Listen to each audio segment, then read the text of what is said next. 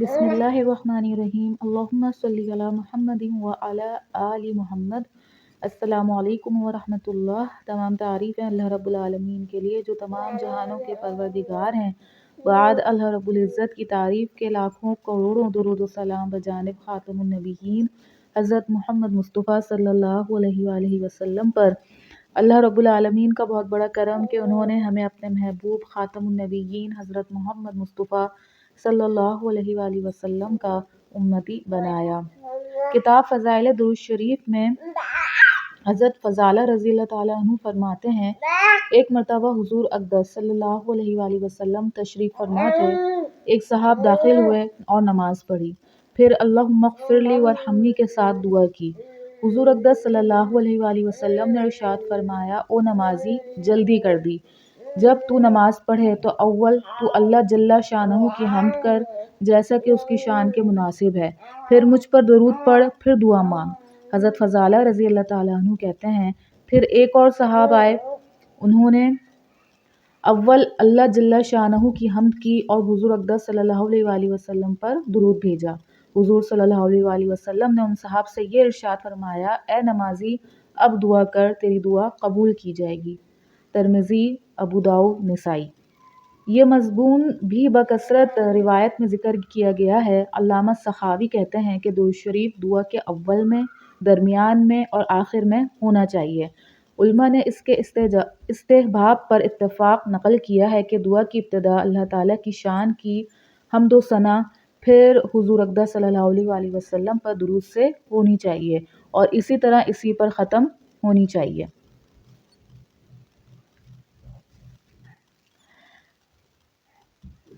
اقلیشی کہتے ہیں کہ جب تو اللہ سے دعا کرے تو پہلے ہم کے ساتھ ابتدا کر، پھر حضور صلی اللہ علیہ وآلہ وسلم پر درود بھیج اور درود شریف کو دعا کے اول میں، دعا کے بیچ میں، دعا کے آخر میں کر اور درود کے وقت میں حضور اقدس صلی اللہ علیہ وآلہ وسلم کے اعلیٰ فضائل کو ذکر کیا کر۔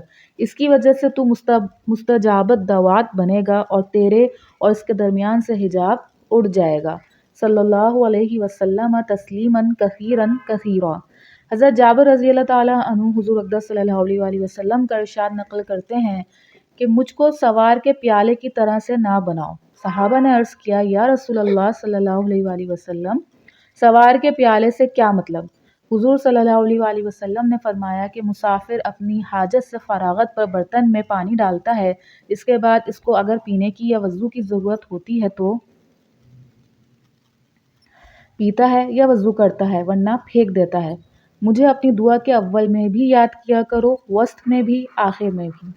علامہ سخاوی کہتے ہیں کہ مسافر کے پیالے سے مراد یہ ہے کہ مسافر اپنا پیالہ سواری کے پیچھے لٹکایا کرتا ہے، مطلب یہ ہے کہ مجھے دعا میں سب سے آخر میں نہ رکھو۔ یہی مطلب صاحب اتحاف نے شرح حیا میں بھی لکھا ہے کہ سوار اپنے پیالے کو پیچھے لٹکا دیتا ہے، یعنی مجھے اپنی دعا میں سب سے آخر میں نہ ڈال دو۔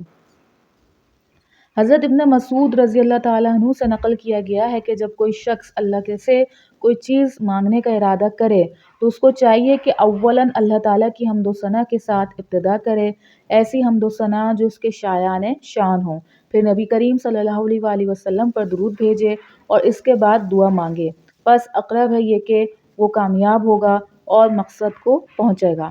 حضرت عبداللہ بن یسر رضی اللہ تعالیٰ عنہ سے حضور اقدس صلی اللہ علیہ وآلہ وسلم کا یہ ارشاد نقل کیا گیا ہے کہ دعائیں ساری کی ساری رکی رہتی ہیں یہاں تک کہ اس کی ابتدا اللہ کی تعریف اور حضور صلی اللہ علیہ وآلہ وسلم پر درود سے نہ ہو۔ اگر ان دونوں کے بعد دعا کرے گا تو اس کی دعا قبول کی جائے گی۔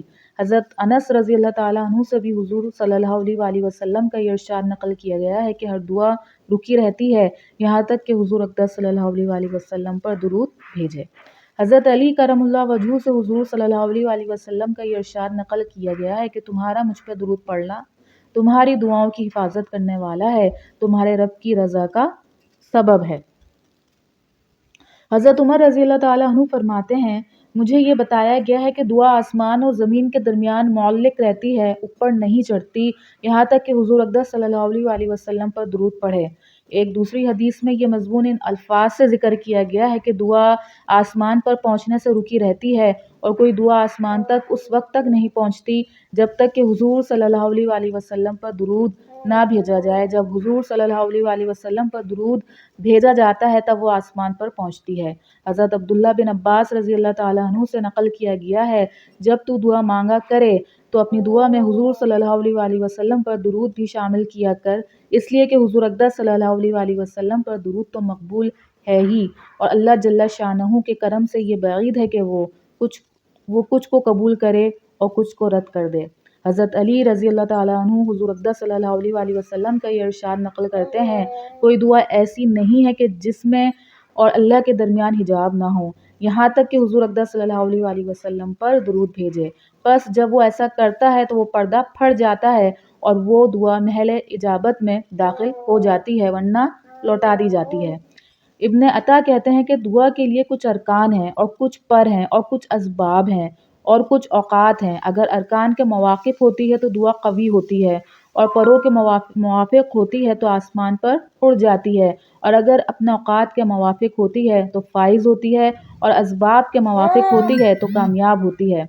دعا کے ارکان حضور قلب، رقت، عاجزی، خشوع اور اللہ کے ساتھ قلبی تعلق اور اس کے پرصدق ہے، اور اس کے اوقات رات کا آخری حصہ، اور اس کے اسباب نبی کریم صلی اللہ علیہ وسلم پر درود بھیجنا ہے۔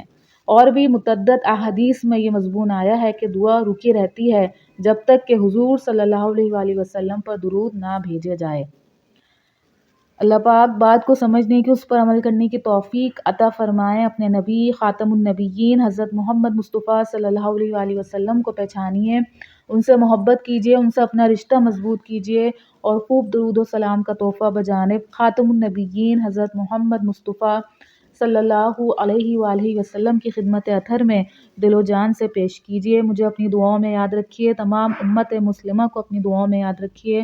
اللہ پاک جہاں جہاں اس وقت مسلمان مشکل میں ہے، پریشانی میں ہے، یا اللہ عافیت کے ساتھ ان کے معاملات سدھار دیجیے، ان کو عافیت نصیب فرما دیجیے۔ السلام علیکم ورحمۃ اللہ وبرکاتہ۔